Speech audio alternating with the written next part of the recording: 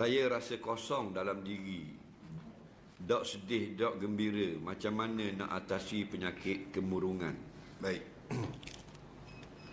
Dia kata rasa kosong je. Sebab tu kita kadang-kadang perlu berinteraksi ataupun berjumpa dengan orang. Kita perlu berjalan, pergi tengok negeri orang. Kita perlu buat kerja-kerja yang menyebabkan kita ada tanggungjawab dalam kehidupan. Kalau kita duduk diam je, makan tanggung, diam kurung dalam bilik contohnya. Jadi kadang-kadang kita rasa kosong. Baca orang yang duduk pada garisan yang betul, dia rasa hari-hari menggembirakan dia. Baca orang yang karang kitab, Imam Nawawi, dia karang kitab je, siapa dah nak mikir ni kau. Maknanya tidak kosong. Hidup dia seronok dengan karang kitab, selesai masalah umat dan sebagainya, sampai bertemu Allah dalam keadaan umur masih muda. Jadi kita ni duk kurung, ada jenis kurung tak buat apa. Baca buatlah sesuatu. Kita ada kontak, kita ada grup WhatsApp sekarang, banyak benda yang boleh kita berbincang, kita bertukar. Sebab tu Nabi kadang-kadang digurau.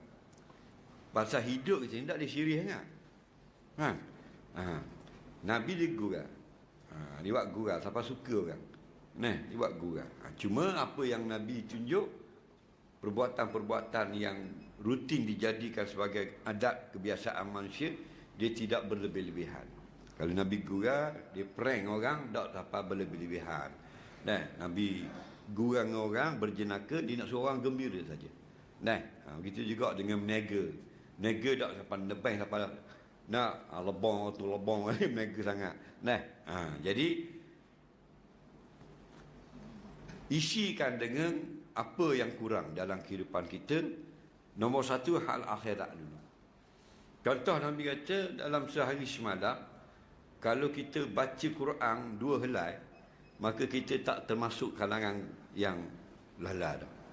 Man qara al-Quran fi yawmin wa lailin khamsina ayat lam yuktab minal ghafilin. Ada lagi riwayat yang lain, mi'ata ayat, 100 ayat. Saya baca 50. Sehari semalam kita baca Quran 50 ayat. Maka kita tak masuk orang yang lalai.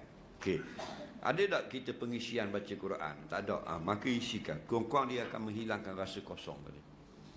Kemudian kita wajibkan diri kita berzikir walaupun sedikit. Kita tak boleh nak zikir macam Rabi'atul Adawiyah, macam Imam Malik berzikir. Macam Junaid Al-Baghdadi, kita berzikir sekadar orang akhir zaman. Kalau boleh kita berzikir 100 kali sehari, 70 kali sehari sebut astagfirullah. Contohnya sudah mencukupi. Kemudian kita kena ada keluarga. Kalau kita tak ada isteri, kita kena ada hubungan dengan orang-orang yang menjadi dekat dengan kita. Contoh, kena ada ziarah. Waktu hidup kita ziarah. Ziarah orang, ziarah kawan-kawan. Lagi ziarah kubur. Lagi tolong menolong. Baru hidup kita itu ada makna. Orang tak akan rasa kosong. Dia duduk diam, benda yang sama, di layang telefon, tengok TV, malam tengok movie, akhirnya rasa kosong. Lepas tu kita kena ada kawan, kita kena ada sahabat. Kalau boleh kita kena ada guru, kita kena ada hubungan. Dan kita kena ada keluarga untuk kita aturkan tanggungjawab kita supaya hilang rasa kosong tadi.